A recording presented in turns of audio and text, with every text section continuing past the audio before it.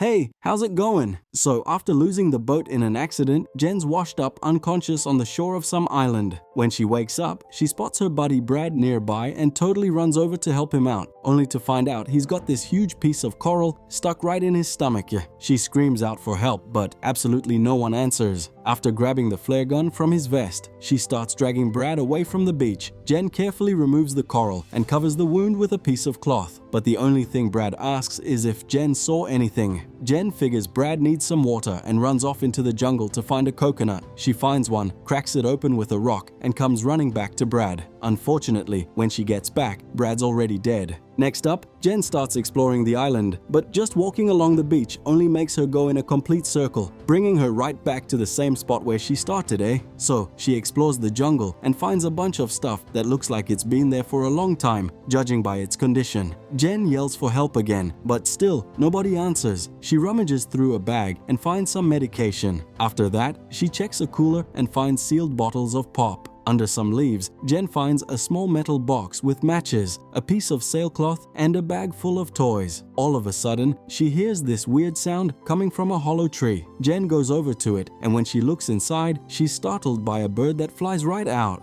Jen covers Brad's body with large leaves and, noticing the sun is setting, she looks for a place to spend the night before it starts to rain. Jen covers herself with the sailcloth and leaves a few containers out to collect some water. The next morning, she finds a whole bunch of dead fish on the beach and starts gathering them up in a bag. Jen is also pretty shocked to see a dead shark with deep cuts all over its body. She uses rocks to cut off all the fish heads and stores them in the cooler to eat later on. While she's looking through another bag, she finds a notebook, but the water has washed away all the text. Tucked between the pages, there's a photo of a couple, which just makes her feel even more alone. On her next trek around the island, Jen comes across a few piles of rocks and a branch shaped just like a cross. She realizes they're graves, which inspires her to dig a hole in the sand to bury Brad's decomposing body. Jen covers the hole with leaves and sand, finishing off the grave with a piece of wood marked with Brad's initial. That night, she hangs up the sailcloth, which has cuts on it similar to the ones on the shark, and uses the matches to light a campfire and cook the fish. In the morning, Jen is horrified to discover that Brad's body has disappeared and the grave is now full of blood. Realizing something dangerous is close by, she improvises a spear using a rock and a branch. Jen also brings a log over to use as a backrest while she spends the night sitting up, just watching the jungle. Eventually, she falls asleep but gets woken up in the middle of the night by a strange noise. Even so, she can't see anything between the trees and just figures it was the crackling of the fire. The next day, Jen spots some things floating nearby and wades into the water to grab them. Before heading back to shore, she dives down to check if there's anything else and is shocked to see a mysterious hole at the bottom of the ocean. Totally freaked out, she doesn't dare get any closer and heads back to the beach with the new items. Inside a suitcase, Jen finds several pieces of clothing and changes into something a bit warmer. That night, she goes back to the small box and finds photos of the deceased owners. Suddenly, Jen hears the sound of a plane passing overhead and runs to the beach to fire the flare gun. The first time she tries, it fails, but on the second try, it works. The flare glows brightly in the distance, and Jen waits anxiously for some kind of response,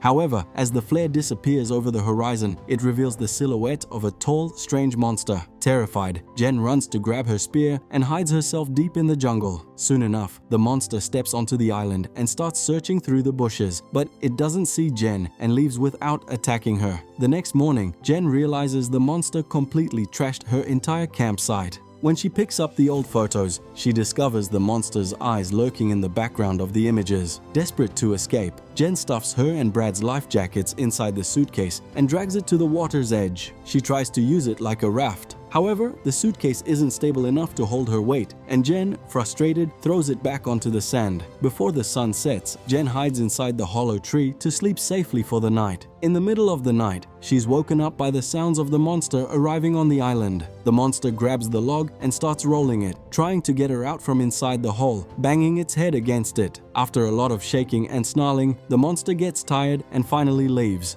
The days go by, and Jen survives by fishing during the day and hiding in a hole at night. After some practice, she finally manages to kill a small shark with her spear. Jen hangs it from a tree before sleeping in her hole, but she still hears the sound of the monster taking the shark away. Sometime later, the waves bring another body to the shore. When Jen checks it out, she finds the body has severe injuries to its face caused by the monster, and its legs are also missing. She hangs this body in the tree and hides. This time, Jen stays wide awake to watch the monster arrive. It quickly pulls down the body and starts to feed. Just then, Jen hears a plane flying over and holds her breath. She can't leave because the monster is walking around right near her hiding spot. When it doesn't find her, it heads back into the ocean, but the plane is already long gone. The next day, Jen uses the sailcloth, some belts, and a rope to make a net, which she hangs high up in the trees. Now, she can watch the whole area from above and stay far away from the monster. That night, Jen is getting comfortable in her net when she notices the monster walking through the bushes below. Suddenly, it starts pulling on the ropes to bring the net down, making Jen scream and struggle until she falls out. She immediately starts running while the monster chases her, jumping in and out of the water to move faster.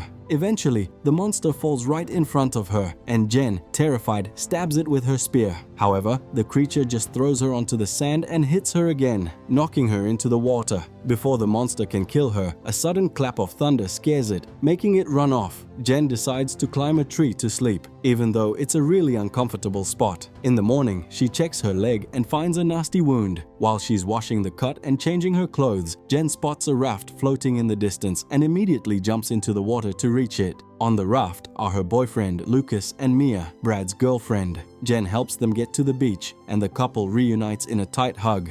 Jen shares her fish and pop with them while trying to tell her friends about the monster, insisting they have to use the raft to leave right away. She even shows them the photo and tells them about Brad's death. But Lucas and Mia just don't believe her. They think Jen is imagining things and refuse to get back on the raft, saying that the isolation nearly drove them crazy. Later, Jen announces she's going to get more food and borrows Lucas's Swiss Army knife. As she opens it to clean the fish, she notices blood on the blade and gets suspicious. Jen tries to convince her friends to leave again, and a big argument starts, ending with Lucas yelling at her. Later on, while Lucas and Mia are distracted, Jen grabs her things and puts them on the raft, trying to make a break for it. However, her friends see her and run to stop her. Lucas grabs Jen, and in the struggle, she kicks Mia right in the face. Furious, Mia reacts and knocks Jen out cold with an oar. When Jen wakes up, it's already nighttime, and she's horrified to discover her friends have tied her to a tree. They refuse to untie her when she asks, and Mia leaves to give the couple some privacy. Lucas starts complaining about Jen's attitude, mentioning how much fun he was having on the boat with his friends, but she wasn't happy and even threatened to break up with him. Jen thinks it's really not the right time to be discussing their relationship, but Lucas just keeps yelling about how Jen has no home, no money, no life without him. He thinks Jen had no right to try and abandon him on the island after everything he's done for her. While Jen insists they need to leave and talk later, Lucas comments that she's getting way too close with his buddy Zach, but he doesn't explain what happened with him. Meanwhile, Mia is walking along the beach and notices pieces of fish in the water. All of a sudden, Lucas and Jen hear Mia scream, so Lucas grabs a torch and runs to help her. He finds the monster killing Mia and tries to hit it with the torch, but the monster just shoves him away. Then, the monster jumps into the sea and takes Mia with it. By the time Jen finally manages to cut the ropes, it's already too late for anything. All that's left in the water is blood. The next morning, Lucas finally agrees to leave on the raft with Jen. They work together to catch a bunch of fish and cook them, using their very last match, making sure they have provisions for the trip. Afterwards, they put everything on the raft and set off. Inside the raft, Jen is surprised to see several bloodstains. As Lucas starts to paddle, he sees the creature swimming right underneath them. The monster's claws shoot up to attack, so Lucas immediately hides inside the raft, and Jen quickly closes it up. However, the monster doesn't give up and starts scratching at the bottom of the raft. After a few hits that shake the whole structure, the monster rips a hole through it and shoves its head inside. Jen kicks it immediately, and Lucas starts firing the flare gun. The first shot misses, but the second one hits the creature right in the mouth. The pair takes the chance to push it back into the water with the spear. For a moment, they think they're safe, but the creature comes back up through the bottom of the raft and drags Jen underwater, trying to pull her down into its hole. While fighting the monster, Jen remembers Lucas's dagger and uses it to stab the creature, forcing it to let her go and swim away. In that instant, the monster sees Lucas, jumping into the water to rescue Jen, and quickly swims towards him, grabbing him at the very last second and dragging him down into the hole. Jen screams in pain and despair, but swims back to the shore by herself. On the beach, Jen notices that the campfire, which should have been out, still has a tiny ember glowing. She runs to reignite the fire until the flames are strong again. Afterwards, she grabs the notebook and writes a letter, explaining everything that's happening in case she dies and someone finds it. Jen has a plan in mind that involves making several spears, gathering wood and leaves, and digging holes in the sand. While working, she finds a skeleton and decides to use the bones in her plan as well. As night falls, the monster comes out of the water and starts to wander through the jungle, following the scent of fish. As soon as the creature gets to the bait, Jen lights several pyres to surround it. Then, she surprises the monster with her spear, hitting it once before running to hide behind a tree. The monster looks for her, and Jen waits until its back is turned to stab it with a bone. However, the monster quickly knocks her down. Jen doesn't give up and stabs it again, but this time the monster hits her back hard. Realizing the monster is bleeding and in pain, she decides to keep on fighting. Jen stabs it over and over with any piece of bone she can find, even though she gets hit a few times in the process. Then, the monster grabs her legs and pulls her in close, holding her by the face, ready to finish her off. Jen grabs one last piece of bone and repeatedly stabs the previous wound, forcing the monster to let go of her. It still hits her with its claws one more time, but the pain is so bad it can barely even move.